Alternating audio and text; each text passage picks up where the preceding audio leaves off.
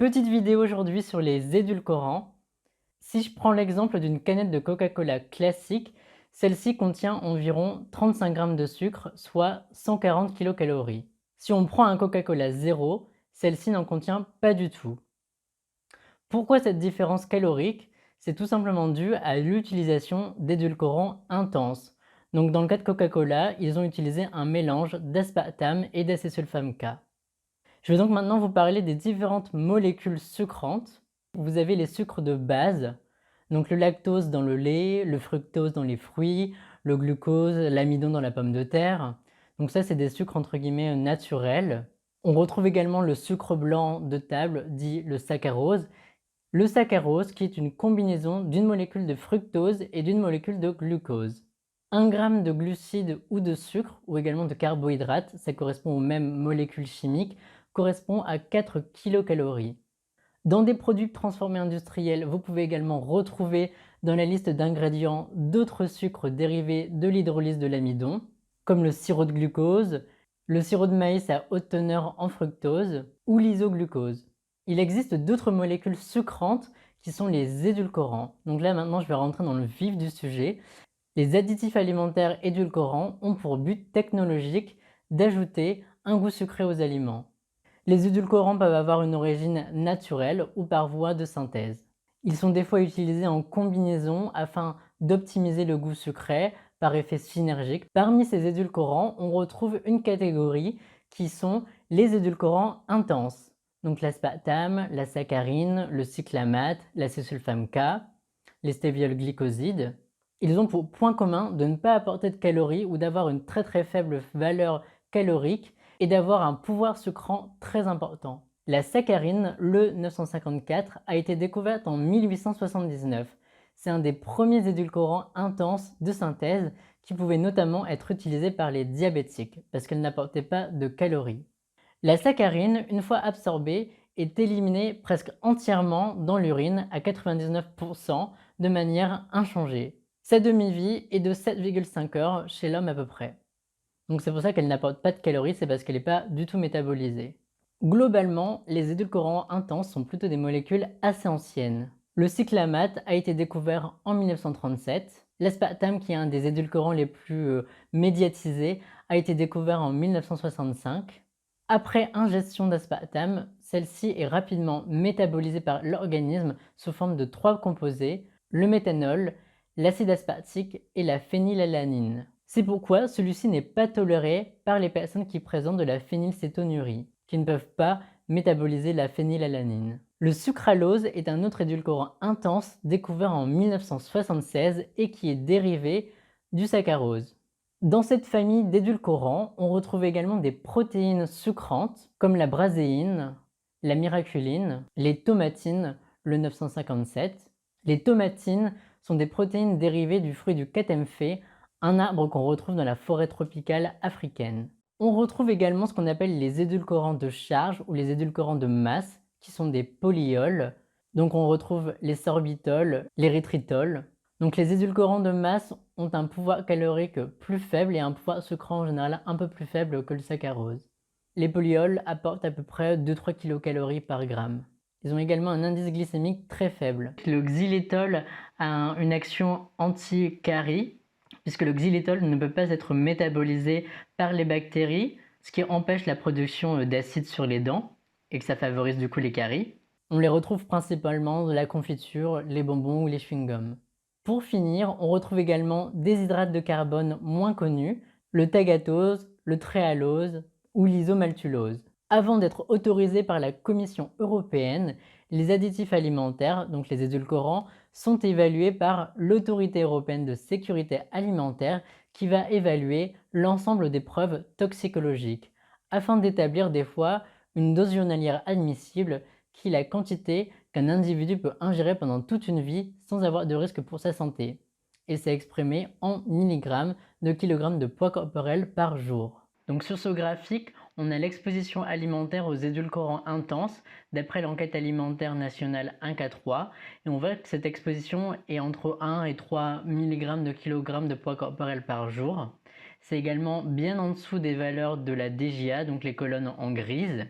On arrive à 4% de la DGA pour l'acésulfame K, dont la DGA est de 9 mg.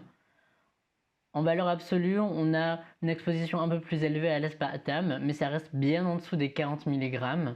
Donc pour rappel, la DGA est un seuil défini 100 à 1000 fois en dessous des valeurs de non-toxicité dans les études animales. Ces édulcorants intenses sont principalement utilisés dans les produits light et sans sucre, tout ce qui est boisson, chewing-gum, également des fois des pâtisseries ou des yaourts. Par exemple pour les diabétiques, on a des biscuits sans sucre. L'Observatoire de la qualité des aliments Ocali a mené une enquête sur la présence des édulcorants intenses dans 30 000 références alimentaires. Et c'est l'acésulfame K qui était le plus présent, qui était présent dans 2% des produits alimentaires analysés. On avait également l'aspartame qui était présent dans 1% des références et les stéviolglycosides dans 0,3% des références. Pour les stéviolglycosides et le sucralose, on avait plutôt une tendance à l'augmentation de l'utilisation dans ces produits alimentaires. En comparaison, si on prend l'acide citrique ou les amidons modifiés qui sont d'autres additifs, eux étaient présents entre 22 et 23%. Comment l'utilisation des édulcorants intenses peut se répercuter sur vos produits? Vous pouvez vous en apercevoir avec les allégations nutritionnelles qui sont réglementées. Tout ce qui est allégé en sucre, à valeur réduite énergétique ou light, ça signifie qu'on a une réduction de 30% de l'apport énergétique du produit par rapport à un produit équivalent de la même catégorie. Et sans sucre signifie qu'on a moins de 0,5 g de sucre par 100 g de produit. Et faible teneur en sucre signifie qu'on a moins de 5 g de sucre dans 100 g de produit.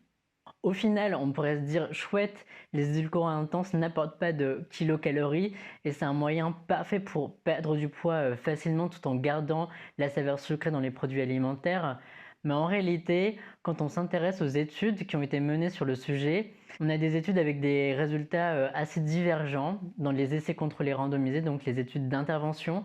On a testé l'effet d'une substitution de boissons sucrées par des boissons édulcorées ou par des produits édulcorés par exemple. Et dans certains cas, on avait une perte de poids autour de 1 kg, 2 kg, donc c'est pas non plus énorme. Et dans d'autres cas, on n'avait pas de perte de poids ou pas d'effet. Donc on n'avait pas grand chose de concluant quand on s'intéresse aux études d'intervention, mais également dans les méta-analyses, comme vous pouvez le voir, on avait des résultats divergents. Donc au final, c'est peut-être pas la solution idéale pour perdre du poids, en tout cas, c'est pas prouvé pour le moment. Il y a d'ailleurs l'ANSES, donc l'Agence nationale de sécurité alimentaire, qui estime qu'on doit principalement diminuer ses apports en sucre en se déshabituant au goût sucré. Donc ce n'est pas les édulcorants qui vont aider à faire cela. C'est pourquoi l'ANSES ou d'autres instances de santé ne recommandent pas l'utilisation de boissons édulcorées, mais préfèrent qu'on consomme de l'eau tout simplement.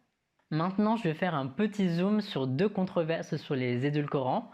Donc la première controverse porte sur l'aspartame et sa cancérogénicité suspectée il y a quelques années.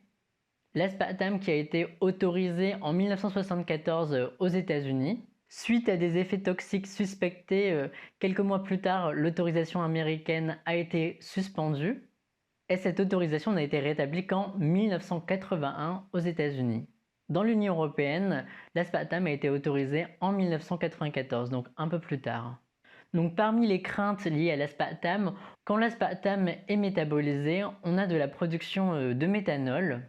Donc si on s'intéresse aux apports en méthanol par cet additif E951, donc l'aspartame, on avait des apports en méthanol qui étaient autour de 7 à 56 mg par jour. Donc si on compare avec 1 litre de jus de pomme ou de jus d'orange, on est autour de 148 mg par litre. Pour 1 litre de vin, on peut même aller jusqu'à 321 mg de méthanol. Donc au final, l'additif n'apporte pas beaucoup plus de méthanol que des aliments classiques. Donc le risque du méthanol a rapidement été écarté.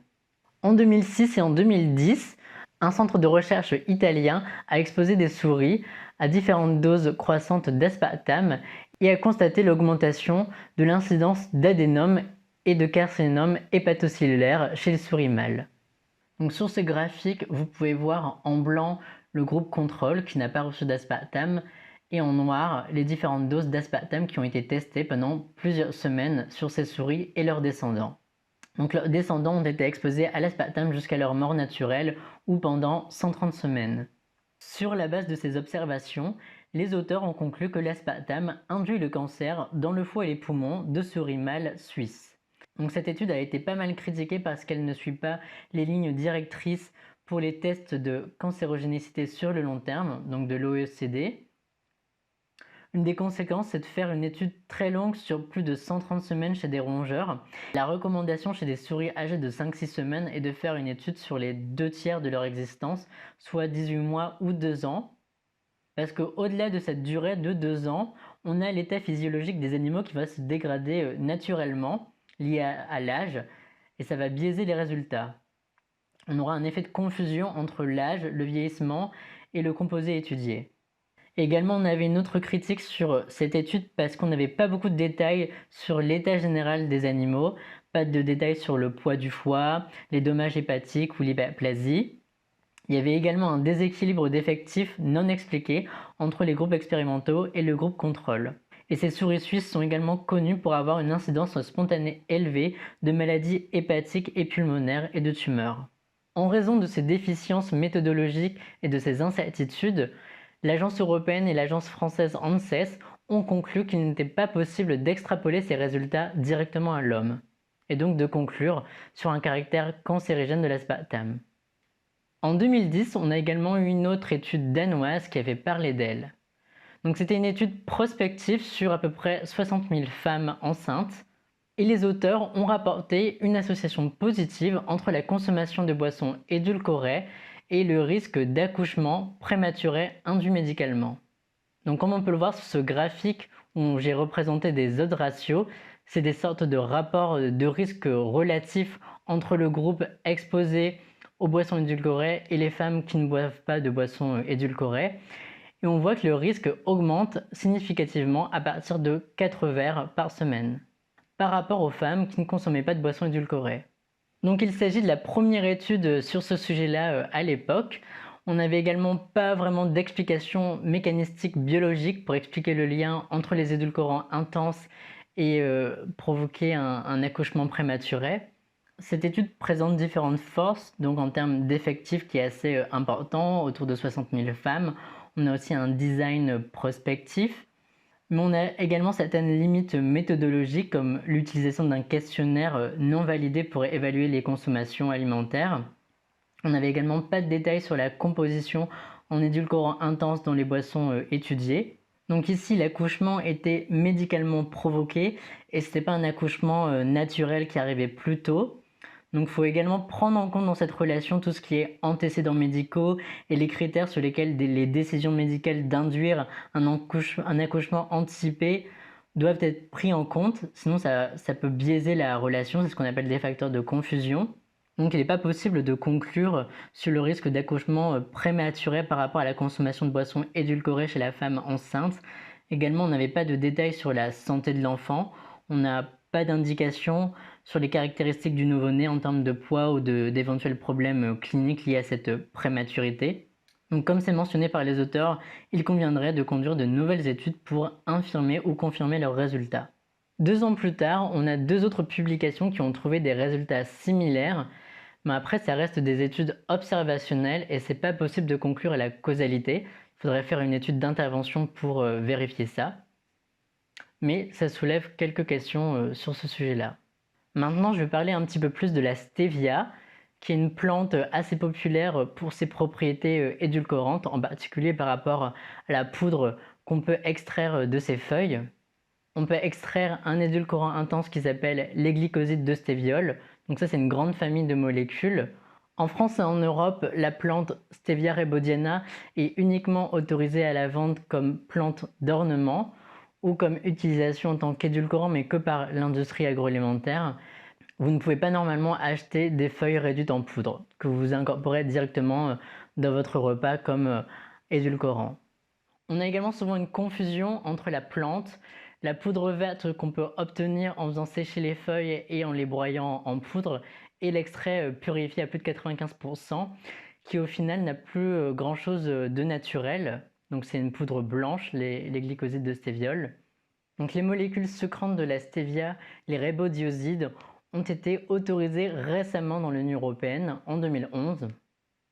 Donc ces substances sont considérées comme non cancérigènes et non génotoxiques. On a également défini une dose journalière admissible, la DJA, et l'EFSA a constaté que certains grands consommateurs pourraient dépasser la DJA dans certains cas. On a longtemps cru que les édulcorants intenses étaient des composés inertes, c'est-à-dire qu'ils n'avaient pas d'effet sur l'organisme, pas du tout métabolisés, mais on s'est rendu compte un peu plus récemment que ce n'était pas complètement le cas. Donc là, je vais vous présenter une étude intéressante sur le microbiote chez des rongeurs. On a introduit de la saccharine, donc un édulcorant intense, ou du glucose, ou tout simplement de l'eau dans les boissons de souris. On a ensuite récupéré le microbiote intestinal à travers les selles de ces souris-là qu'on a transplantées dans des souris axéniques. Donc ça, c'est les souris blanches sur le schéma. Donc une souris axénique, c'est une souris qui a été élevée en milieu stérile et qui est dépourvue de micro-organismes. Donc il n'y a pas du tout de microbes dans et sur son corps. Donc sur ce graphique, vous avez la représentation de la glycémie, donc le taux de glucose dans le sang. On a constaté que les souris qui avaient reçu la saccharine, donc l'édulcorant intense, ont développé une intolérance au glucose marquée. La saccharine exerçait l'effet le plus prononcé, donc c'est la courbe en bleu, qui est un peu plus élevée. On a un pic d'hyperglycémie plus élevé. Et après transplantation du microbiote des souris nourries à la saccharine ou au glucose dans les souris axéniques, ces souris axéniques ont également développé une intolérance au glucose, avec de l'hyperglycémie que vous pouvez voir dans les courbes en bleu. Quand on utilisait des antibiotiques à spectre large, comme la vancomycine, on retirait cette intolérance au glucose induite par les édulcorants. Ce qui voudrait dire que cette intolérance au glucose pourrait passer par le microbiote des souris. On a également eu une analyse de la composition du microbiote fécal des différents groupes de souris par séquençage de leurs gènes de l'ARN ribosomique 16S. Donc ça montrait que la consommation de saccharine peut moduler et modifier le microbiote intestinal et induire ce qu'on appelle une dysbiose, qui induirait également un profil d'intolérance au glucose chez l'hôte. On a un peu répliqué cette expérience chez l'homme avec quelques volontaires qui ont consommé de la saccharine pendant un moment. On a ensuite extrait leur microbiote fécal qu'on a retransféré dans des souris axéniques, donc sans microbes. Et ces souris, en recevant le microbiote humain, ont également développé des symptômes prédiabétiques, donc d'intolérance au glucose. Finalement, cette étude laisse plein de questions en suspens. Donc, est-ce que c'est transposable à d'autres édulcorants? À partir de quelle dose on peut avoir ces effets-là? Donc, les données actuelles chez l'homme sont encore très fragiles. Ça reste des données sur la souris, donc on ne peut pas directement l'extrapoler chez l'homme, mais ça pose quelques questions sur l'altération du microbiote. On a également d'autres mécanismes biologiques qui sont suspectés, comme l'activation des récepteurs du goût sucré. En effet, les protéines au goût sucré, les sucres classiques, mais également les édulcorants intenses peuvent activer ces récepteurs du goût sucré. Et cette activation de récepteurs pourrait conduire à la libération d'hormones métaboliques comme le glucagon ou l'insuline. Donc ça a été observé dans des études plutôt in vitro. Donc finalement, que peut-on penser de ces édulcorants intenses? Donc on n'a pas beaucoup de preuves concluantes et concordantes par rapport à la perte de poids. Donc c'est pas recommandable d'en consommer si on peut éviter. On n'a également pas vraiment de preuves solides que l'aspartame peut provoquer le cancer, à part cette étude italienne. On n'a pas énormément d'informations non plus sur les modifications du microbiote, mais c'est quelque chose qu'on peut suspecter. Ce qui est également plutôt rassurant, c'est que l'exposition alimentaire aux édulcorants est vraiment faible quand on compare par rapport au DJA. Donc je pense qu'il n'y a pas vraiment de raison de s'affoler sur la consommation de ces édulcorants intenses, en tout cas en population générale. Le risque est vraisemblablement très faible. Donc j'espère que cette vidéo vous a plu et que vous avez appris pas mal de trucs sur ces édulcorants. Et à bientôt pour d'autres vidéos. N'hésitez pas à vous abonner à ma page Facebook, à ma chaîne YouTube ou sur mon compte Twitter. Je publie pas mal d'analyses en ce moment.